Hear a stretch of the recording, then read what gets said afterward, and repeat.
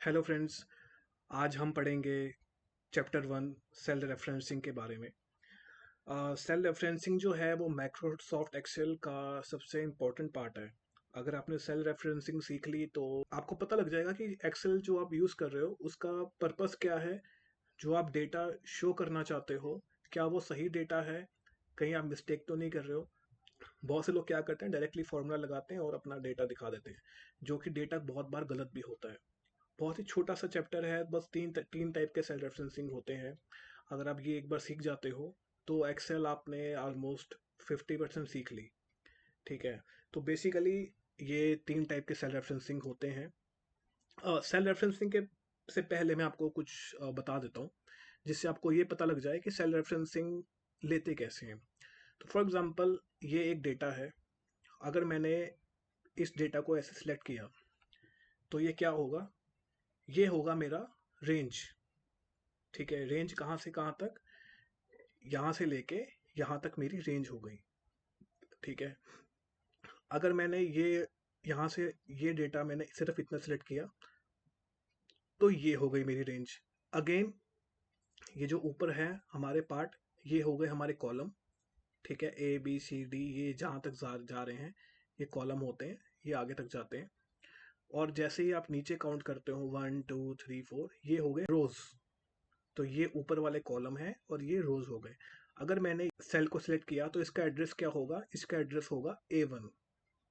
अगर मैंने इस सेल को सिलेक्ट किया तो इसका एड्रेस होगा A3। अगर मैंने इस सेल को सिलेक्ट किया तो इसका एड्रेस होगा A5।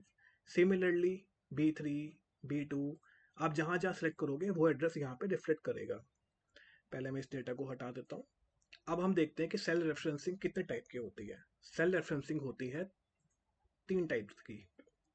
फर्स्ट टाइप है रिलेटिव, एब्सोल्यूट और मिक्स्ड। ठीक है। आप देखोगे रिलेटिव में ये लिखा है, एब्सोल्यूट में ये लिखा है और मिक्स में ये लिखा है। हम इसके बारे में देखेंगे अभी कि इसको कैसे यूज़ करना है। सेल रेफरेंसिंग का पर्पस मेन ये है कि जब आप फॉर्मूलाज यूज़ करोगे आगे जाके एक्सेल पे, तो आपको फॉर्मूलाज कैसे अप्लाई करने हैं, उनकी टाइपो कैसे होनी चाहिए और उनका डेटा जो है वो सही कैसे रिफ्लेक्ट करे, तो उसके लिए सेल रेफरेंसिंग बहुत ज़रूरी है। तो सबसे पहले हम रिलेटिव रेफरेंसिंग को देखते हैं। तो रिलेटिव सेल रेफरेंसिंग क्या होती है, जैसे कि ये डेटा है मेरे पास। ठीक है, ये डेटा है मेरा। मैं चाहता हूँ कि ये डेटा सेम टू सेम मेरा यहाँ पे भी रिफ्लेक्ट करे। ठीक है, अब ये काम कैसे करेगा।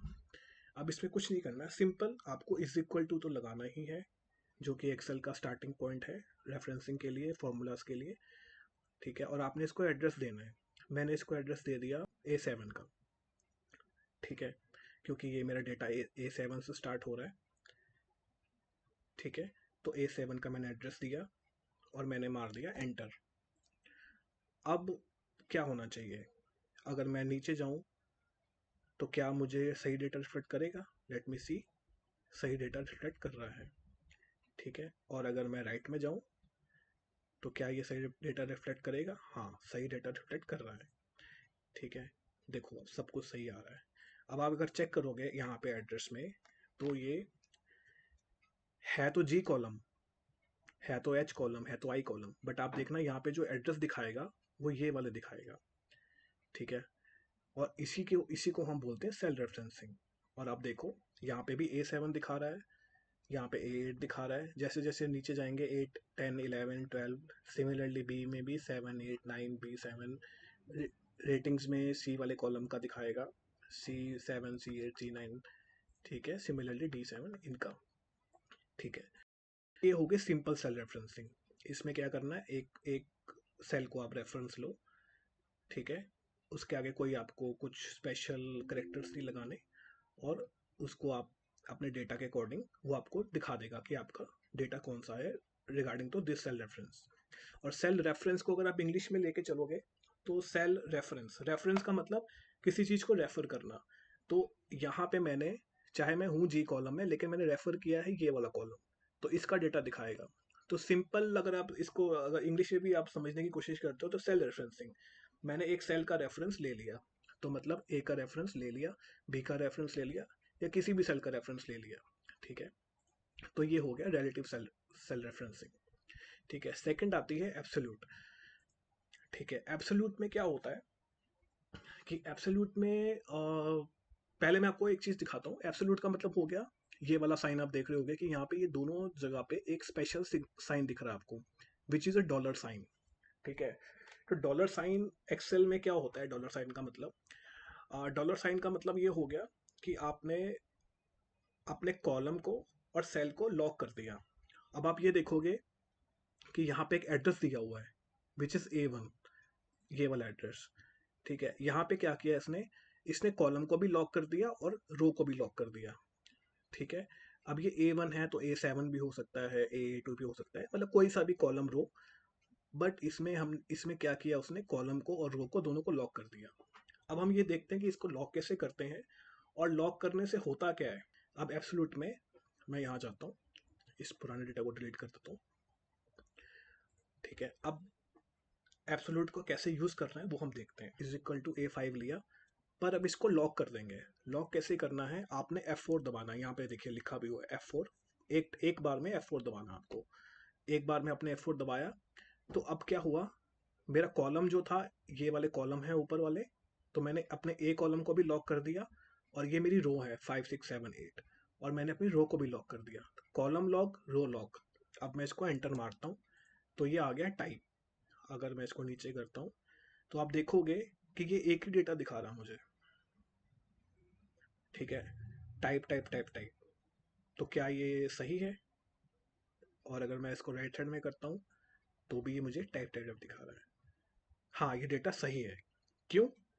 क्योंकि यहाँ पे मैंने आपको देखिए, मैंने यहाँ पे ए को भी लॉक कर दिया, कॉलम को भी लॉक कर दिया, रो को भी लॉक कर दिया। इट मीन्स यहाँ पे क्या हुआ कि ये अपनी अपने जो सेल रेफरेंस है, उसने सिर्फ इस एड्रेस को ही लॉक करके रखा हुआ है, A5 को। ठीक है, A5 से वो ना A6 पे जाएगा, ना B से जाएगा, ना C, ना उसमें कॉलम नंबर चेंज होगा, ना रो नंबर चेंज होगा। सिर्फ A5 का ही डेटा मुझे दिखाएगा। तो दिस इज एब्सोल्यूट रेफरेंसिंग, जहाँ पे आपने कॉलम को और रो को दोनों को लॉक कर दिया। चलो हम इसको चेंज करके देखते हैं। अगर ये मेरा A5 था, ठीक है, अब अगर मैं इसको चेंज करूं, मैं इसको लेता हूँ, B10 ले लेता हूँ। ठीक है, B10 लिया और मैंने एक बार F4 दबा दिया। अब मैंने एंटर दबाया तो ये मेरा अनपेड आ गया। ठीक है, और मैंने इसको डबल क्लिक करके पूरे डेटा में स्ट्रेच किया तो ये मेरा B10 का डेटा दिखा रहा है। इट मीन्स इसने B10 को होल्ड कर लिया, लॉक कर दिया। अब ये B10 से, B10 के अलावा कोई डेटा नहीं दिखाएगा। तो this is absolute cell referencing. हम आ जाते हैं मिक्स सेल रेफरेंसिंग में। ठीक है, मिक्स सेल रेफरेंसिंग में क्या होता है, मैं आपको ये डेटा हटा के दिखाता हूँ। हमें मिक्स सेल रेफरेंसिंग करनी है। Mix cell referencing obviously name suggest कर रहा है मिक्स्ड है कुछ। इसमें क्या, किसी में अपने कॉलम को लॉक करके दिखाना है और किसी में रो को लॉक करके दिखाना है। तो रोज हैं वो लॉक हो जाए और जो मेरा ये कॉलम है वो ओपन रहे। ठीक है, इसका क्या मतलब हुआ, हम यहाँ पे चेक करते हैं और देखते हैं कि क्या रिजल्ट आता है। ठीक है, आपको जब आप करोगे खुद से तो आपको ज़्यादा अच्छे से समझ आएगा। अब मैंने क्या किया, मैंने A4 को लिया। अब ये तो रिलेटिव हो गया। ठीक है, अगर मैंने इसको एक बार F4 दबा दिया, ये कौन सा हो गया, एब्सोल्यूट सेल रेफरेंसिंग। लेकिन हम कर रहे हैं मिक्स वाला। इट मीन्स मैं चाहता हूँ कि मेरा कॉलम जो हो वो लॉक ना हो, बट मेरी रो रो नंबर जो है वो लॉक रहे।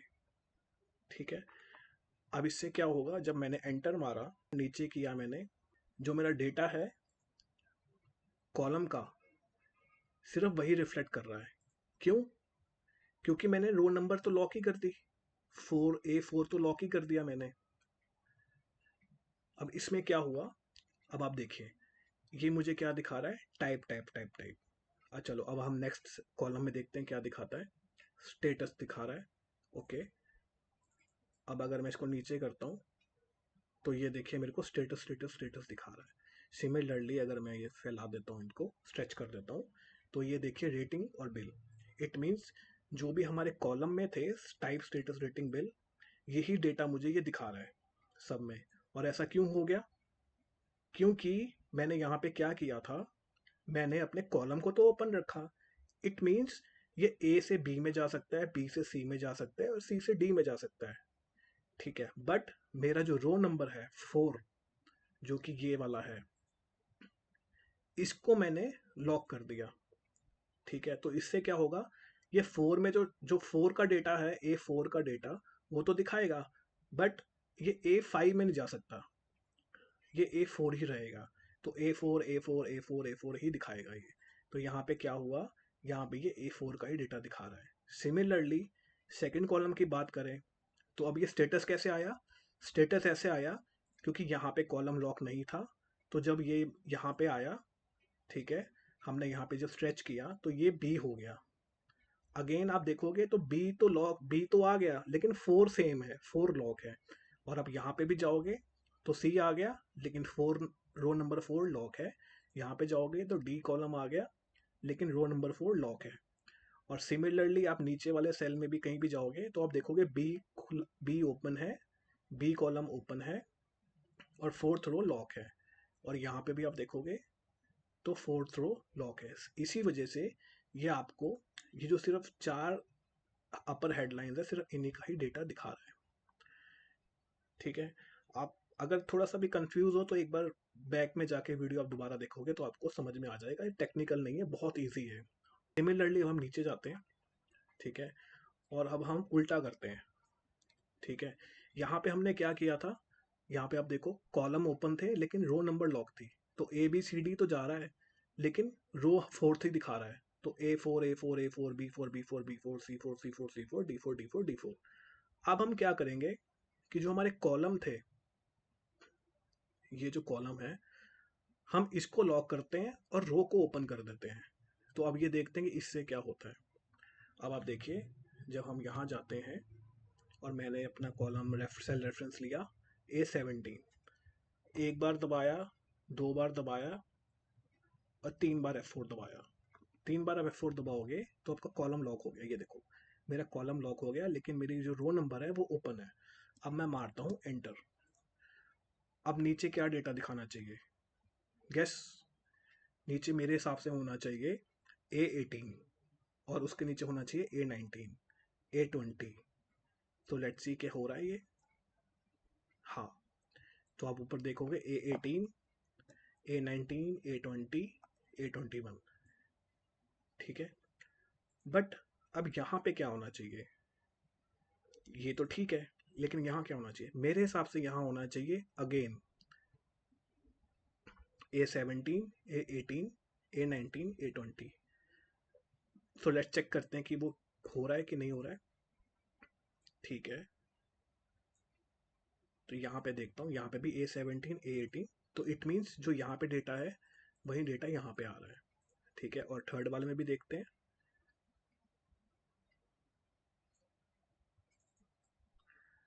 थर्ड वाले में भी सेम आ रहा है।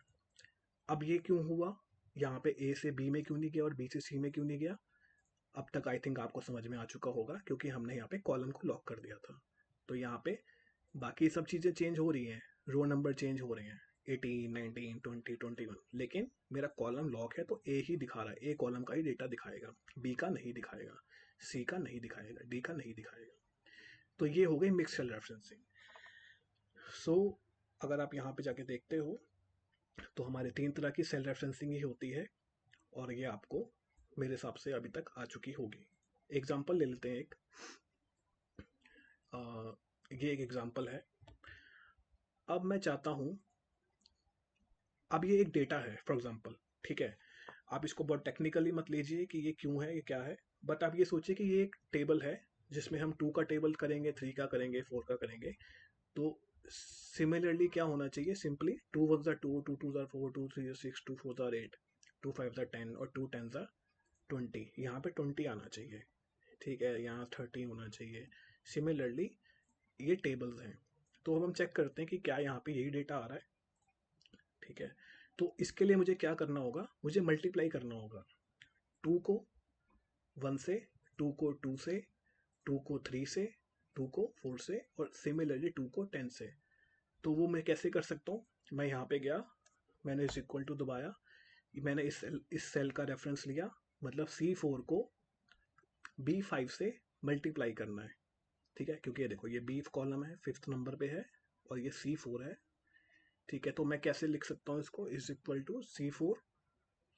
ठीक है, मतलब 2 को मल्टीप्लाई करना है, मल्टीप्लाई का साइन लगाया, और B5। ठीक है, तो मतलब 2 को 1 से मल्टीप्लाई करो तो मेरा आंसर होना चाहिए 2। ठीक है, सिमिलरली मैं चाहता हूँ मेरा 2 टू ज़र 4 होना चाहिए, ये भी ठीक आ गया। अब ये होना चाहिए 2 3 ज़र 6, पर ये क्या हुआ, ये तो 12 हो गया। और सिमिलरली मैं चाहता हूँ 2 4 ज़र 8, 2 5 ज़र 10 और 2 10 ज़र 20। अरे, लेकिन ये तो आंसर मेरा बहुत गड़बड़ हो गया, ये तो कभी हो ही नहीं सकता, 2 10 ज़र इतना इतना इतना डिजिट तो हो ही नहीं सकते। लेकिन मैंने तो सही किया था, मैं तो मल्टीप्लाई कर रहा हूँ, 2 1 ज़र 2, 2 2 ज़र 4, 2 3 ज़र 6। यहाँ गलत हो गया, ये भी गलत है, ये भी गलत है। अब क्या गलत है वो चेक करते हैं। अब इसमें मैं देखता हूँ कि C4 से B5 को मल्टीप्लाई किया यहाँ पे इस सेल पे, मतलब कि 2 को 1 से मल्टीप्लाई किया 2, ठीक है। यहाँ पे आया तो यहाँ पे क्या हुआ कि ये C4 होना चाहिए मेरा, मतलब मेरा ये वाला जो है पॉइंट, मेरा जो ये वाला पार्ट है, ठीक है, ये तो यहीं रहेगा ना, 2 तो यहीं रहना चाहिए।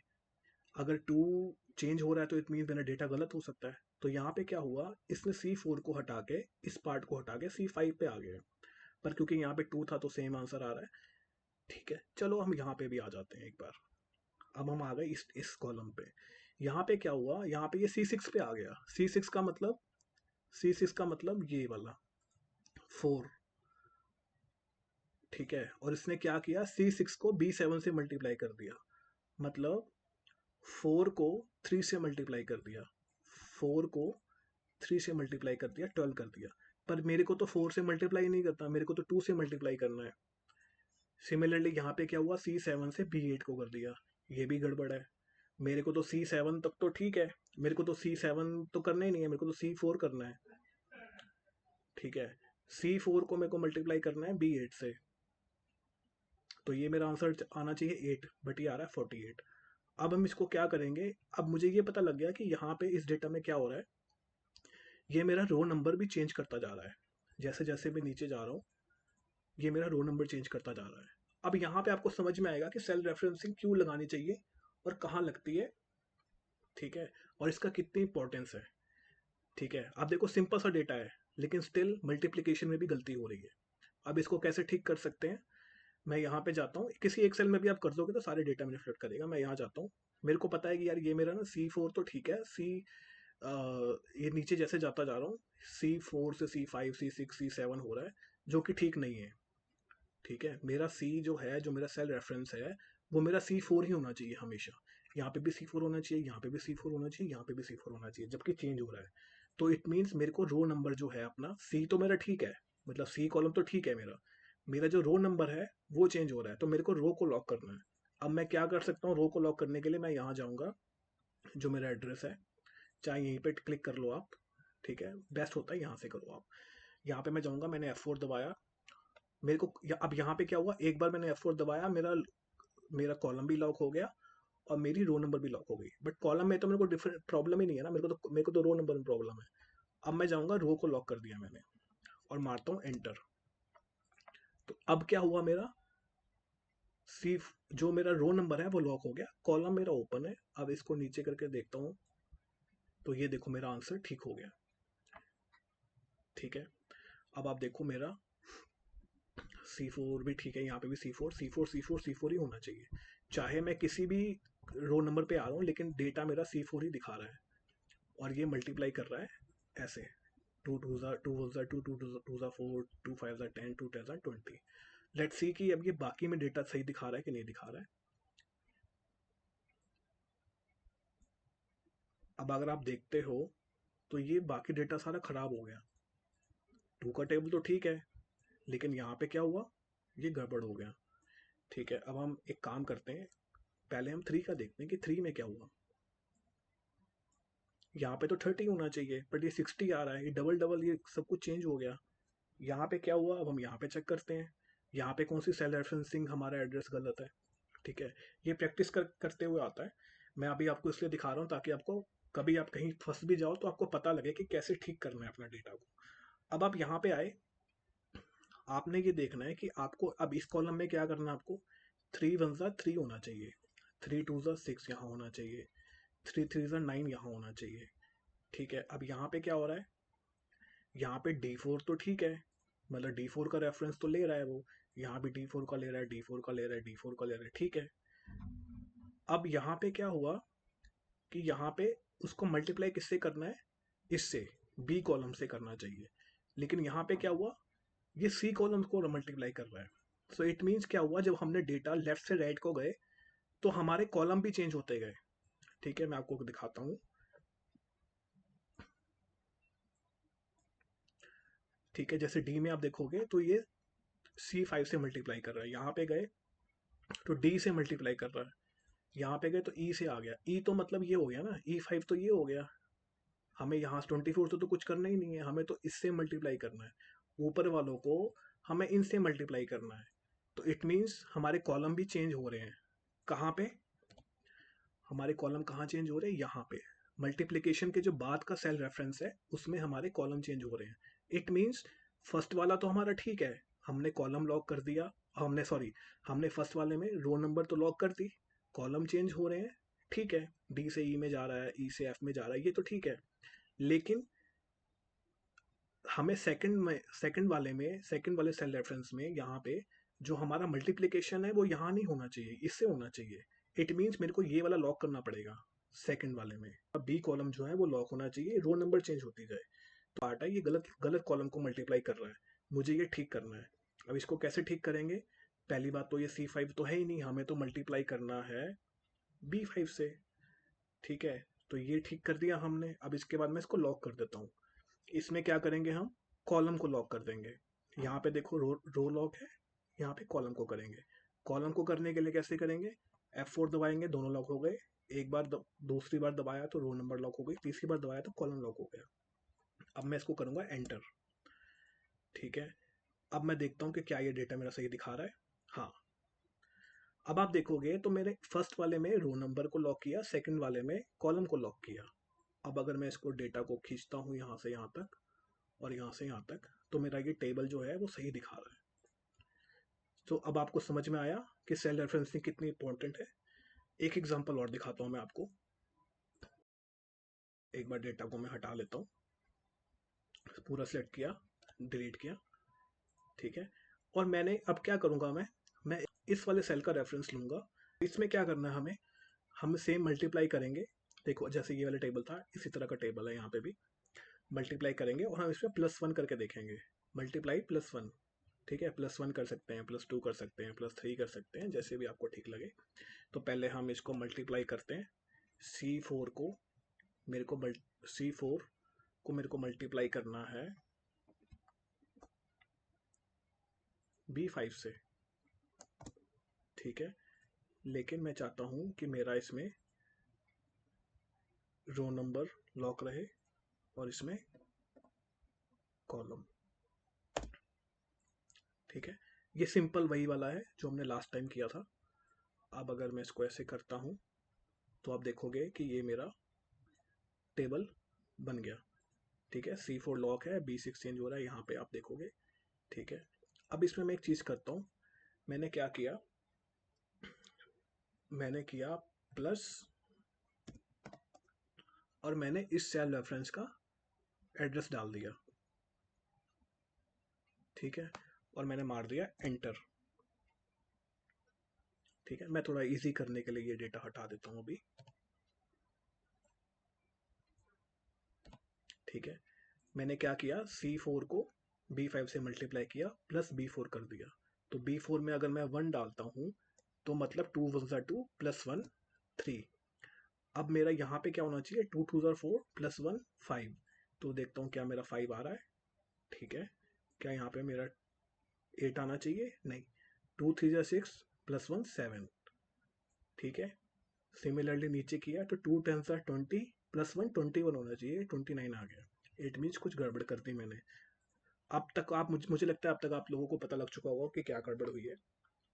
अब आप देखेंगे कि हमने ये तो ठीक है सेल एड्रेस लिए, हमने यहाँ पे रो नंबर को लॉक कर दिया और कॉलम को लॉक कर दिया, पर हमारा B4 जो है, आप देखो वो चेंज होता जा रहा है, मतलब जो प्लस के आगे वाला जो डेटा है, जो जो सेल रेफरेंस है वो चेंज हो जाएगा। देखो ये B5 हो गया, B5 ये हो गया B6, B6 का मतलब क्या हो गया, 2। ठीक है, मतलब 2 2 ज़ा 4, मतलब सॉरी 2 3 ज़ा 6 प्लस 2 8 हो गया। फिर यहाँ पे B7 का रेफरेंस हो गया, मतलब 2 4 ज़ा 8 प्लस 3 11। तो ये तो मेरा है ही नहीं सेल रेफरेंस, तो मेरे को ये लेना है। इट मीन्स यहाँ पे क्या हो रहा है, मेरा मेरा कॉलम तो ठीक है, लेकिन रो नंबर चेंज हो रही है। ठीक है, सिमिलरली आप यहाँ पे अगर मैं इसको थोड़ा सा स्ट्रेच कर दूं यहाँ पे और यहाँ पे दिखाऊं, तो ये बहुत ज़्यादा अटपटा सा डेटा आ गया। तो यहाँ पे क्या हुआ कि यहाँ पे जो प्लस के आगे वाला सेल रेफरेंस है वो चेंज होता जा रहा है हर बार, और अब तो वो E5 तक आ गया, E7 तक आ गया। ये तो है ही नहीं ना, मेरे को तो B4 चाहिए सिर्फ, ये सब नहीं चाहिए मेरे को। तो इट मीन्स क्या हो रहा है मेरे को इसमें, इस वाले में क्या होगा मेरे को, इस डेटा में मेरे को जो प्लस के आगे वाला सेल रेफरेंस है उसमें क्या करना है मेरे को, इसमें मेरे को करना है एब्सोल्यूट। एब्सोल्यूट में मतलब कि मेरे को इसको दोनों तरफ से लॉक करना है, कॉलम भी और रो भी। ठीक है, अब वो मैंने क्यों किया, ठीक है, द क्वेश्चन इज क्यों किया, क्योंकि मेरे को सारे डेटा में +1 करना है, क्योंकि मैं सब में एक नंबर ही प्लस चाहता हूँ। तो मैंने इसको लॉक कर दिया, भाई इसको चेंज मत करो, इन सबको चेंज करते रहो, लेकिन इसको चेंज मत करो। ठीक है, क्योंकि हम मुझे हमेशा 1 ही प्लस में चाहिए। तो मैंने यहाँ पे ये देखो, यहाँ पे ये डाला, यहाँ पे नीचे प्लस किया, तो ये सब में 1 1 प्लस हो गया। ठीक है, 7 1 ज़ा 7 प्लस 1, 7 10 ज़ा 70 प्लस 1, 60 10 ज़ा 60 प्लस 1। ठीक है, तो इसमें क्या हुआ, क्योंकि मैं 1 को ही चाहता हूँ हर चीज़ में 1 रिफ्लेक्ट करे एडिशन में, तो मैंने इसको लॉक कर दिया। ठीक है, तो अब आप देखोगे तो मेरा फॉर्मूला ये बन रहा है।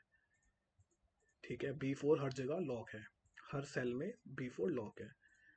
अब इसमें काफ़ी चीज़ें होती हैं, इसको टेक्निकल आप बना सकते हो। फॉर एग्जांपल मैं चाहता हूँ कि 2 से प्लस हो, तो आप देखो सिर्फ 2 लिखोगे सारे डेटा में रिफ्लेक्ट करेगा। 5 से हो, 5 आ गया। मैं चाहता हूँ 120 ऐड हो जाए, तो सब में 120 ऐड हो गया। तो सेल रेफरेंसिंग का ये फंडा होता है। This is the chapter 1 of cell referencing. Hopefully आपको समझ में आया होगा, नहीं आएगा तो मुझे भी ये समझने में 2 3 बार लगा था, तो मैंने 1 2 बार रिपीट कर करके वीडियोस देखी थी। तो आपको भी अगर समझने में मुश्किल हो तो आप रिपीट करके देखिएगा, आपको ज़रूर समझ में आएगा। और कोई क्वेश्चन हो तो आप मुझसे पूछ सकते हैं। Thank you.